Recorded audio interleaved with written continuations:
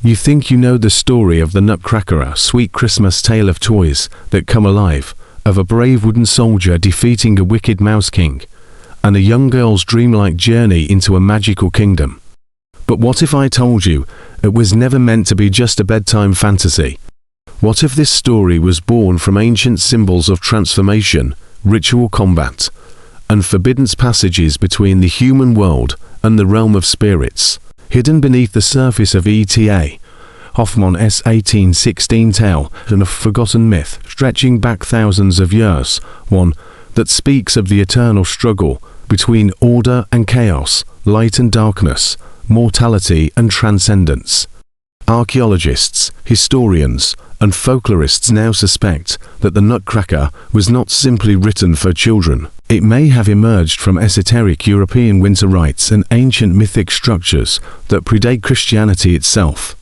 The wooden soldier and the monstrous mouse king may, in truth, be the remnants of gods faded into toys and nightmares over centuries of retelling. Once upon a time, on a cold Christmas Eve in a grand German household, a young girl, Clara Stolbaum, awaited the holiday celebration with great excitement. The tree glittered with candles and sweets, and beneath it lay gifts wrapped in ribbons. Her mysterious godfather, Herr Drosselmeyer, a toy maker of eccentric genius, arrived with marvels for the children. Among his creations was a peculiar wooden figure, a Nutcracker soldier with bright eyes, a painted smile, and a levered jaw designed to crack nuts. Though odd in appearance, Clara was immediately drawn to him. But as the clock struck midnight and the household fell asleep, strange things began to stir. Mice crept from the shadows, led by the fearsome seven-headed Mouse King. Toys around the room sprang to life, rallying under the Nutcracker's command.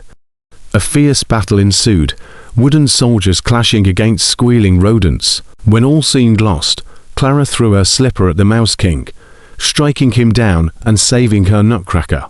In gratitude, the Nutcracker transformed into a handsome prince and led Clara into a world of enchantment, the land of sweets where snowflakes danced and the sugar plum fairy reigned in splendor.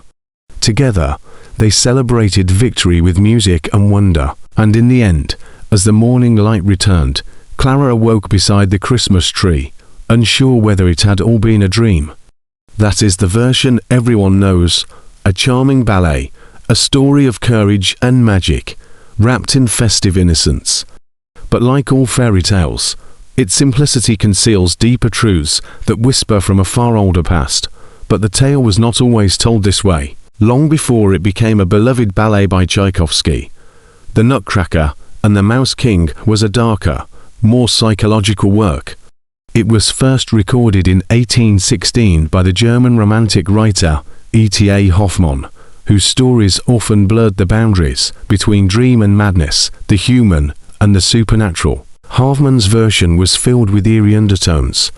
His Clara, originally called Marie, did not simply dream of a toy soldier. She experienced visions of transformation, suffering, and revelation. The Nutcracker was cursed by the Mouse Queen, a grotesque creature of vengeance, and only through Marie's love could his humanity be restored.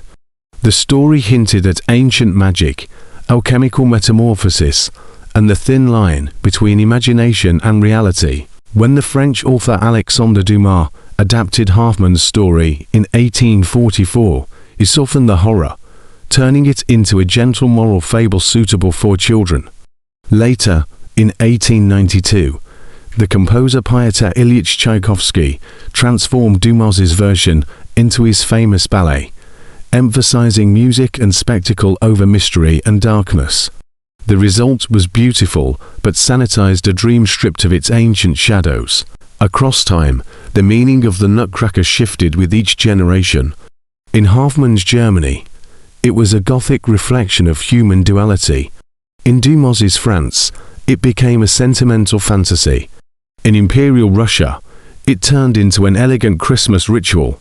Yet, when historians began to examine the imagery, wooden soldiers, mice armies, midnight transformation, and a portal into a luminous world, they realized these motifs were not merely inventions of romantic literature. They echoed mythic archetypes far older than the 19th century. The question arose, what ancient memory had Hoffmann unconsciously revived? On closer inspection, the Nutcracker and the Mouse King is not only a fairy tale about toys and sweets.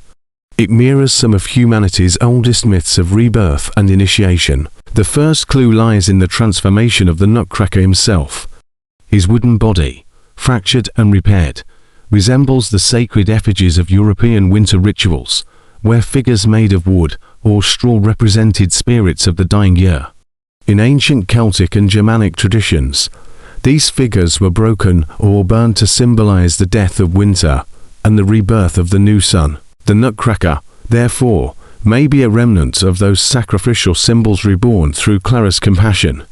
The Mouse King, with his multiple heads, recalls serpentine or chthonic creatures from world mythology, the Hydra of Greece, the serpent Jarmungandr of Norse legend, or the rat-headed deities of certain Eastern cults.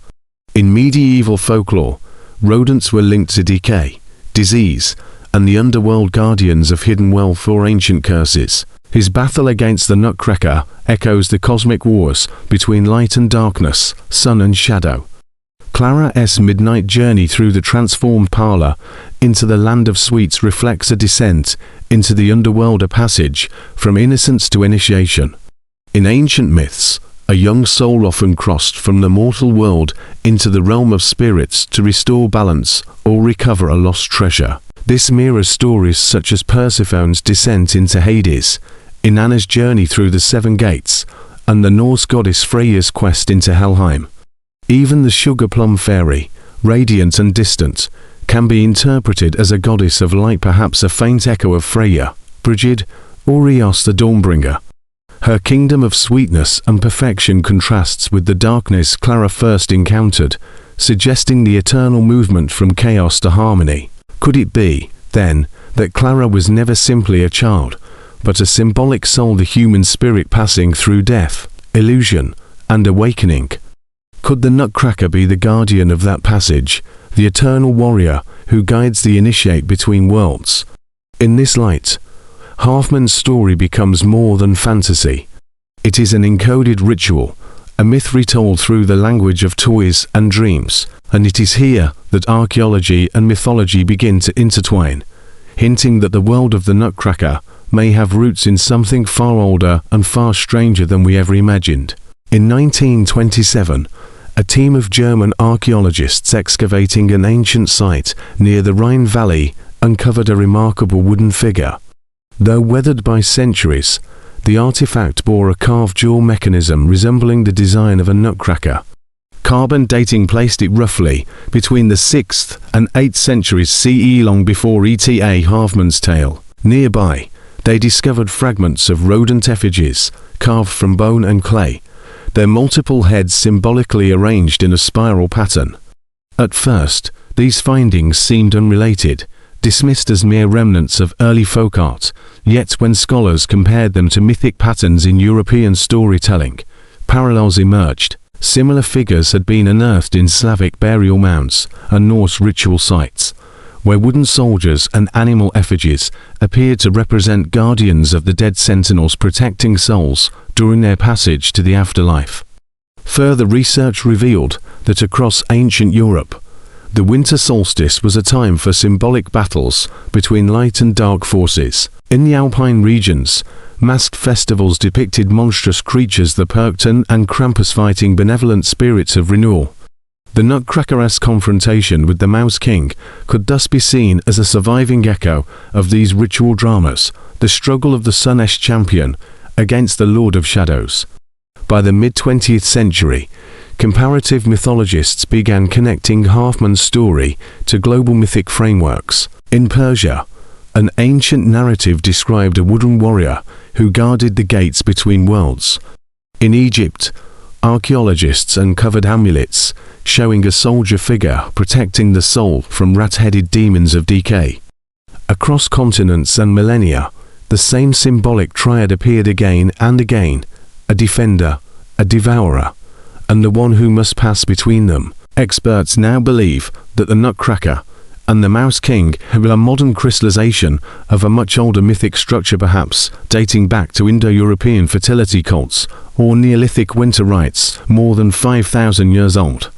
The wooden figure represents the spirit of life bound in matter. The Mouse King embodies entropy, hunger, and dissolution.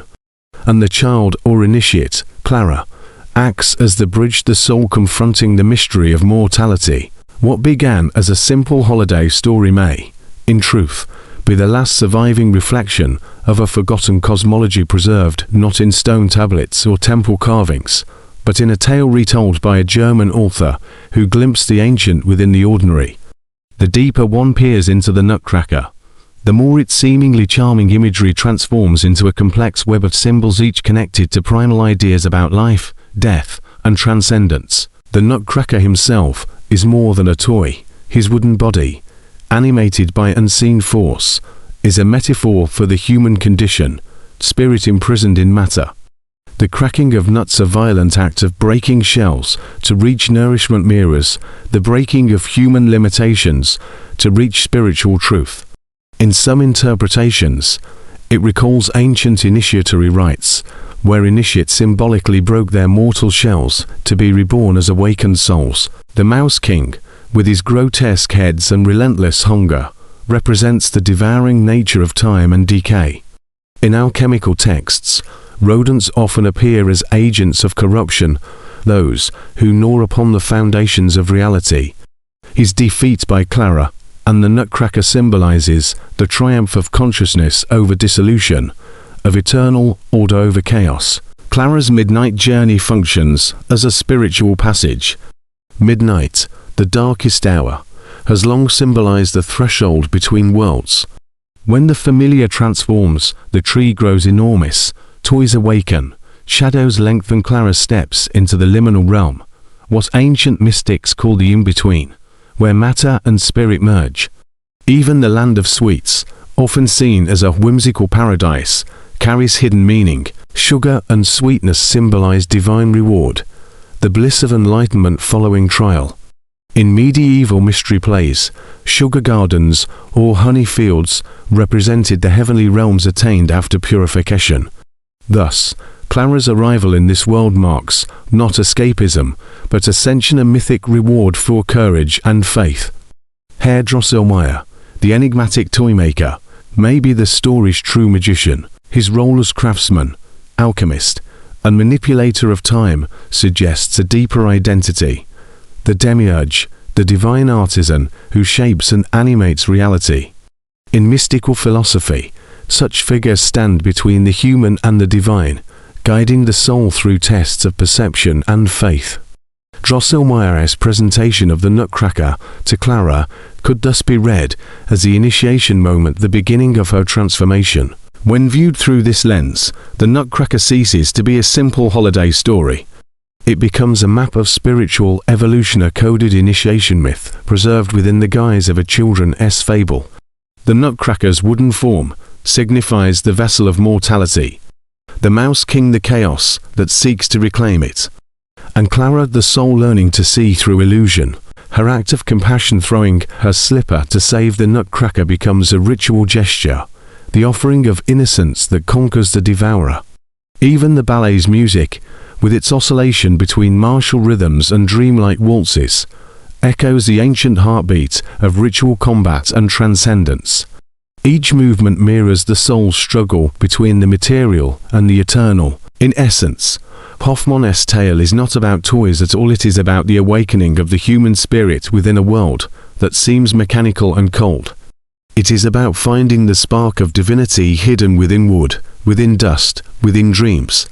The story of the Nutcracker and the Mouse King that you thought was a charming children's fantasy is, in fact, a portal into the deep memory of our species. Beneath its glittering surface lies a myth as old as firelight and shadow, retold through the delicate hands of an early 19th century dreamer. It is a story of dualities, of wood and flesh, of light and darkness, of reason and imagination.